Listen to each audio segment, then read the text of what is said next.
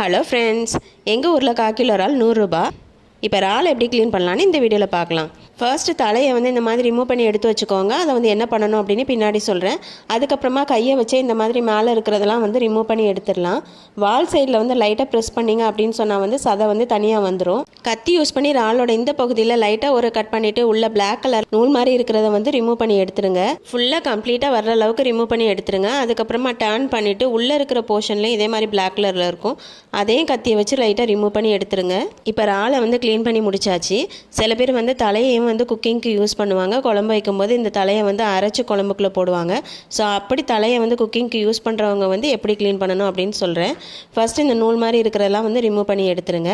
இந்த இடத்துல கால் மாதிரி இருக்கும், அதையும் தனியாக ரிமூவ் பண்ணி எடுத்துருங்க. ரிமூவ் பண்ணி முடிச்சதுக்கு அப்புறமா தலையோட மேல் பகுதியில் ஓடு மாதிரி இருக்கும், அதையும் ரிமூவ் பண்ணி எடுத்துருங்க. இனி நல்லா தண்ணியில் வாஷ் பண்ணி எடுத்துட்டோம் அப்படின்னா க்ளீனிங் ப்ராசஸ் ஓவர். வீடியோ பிடிச்சிருந்தா லைக் பண்ணுங்கள். Thank you friends.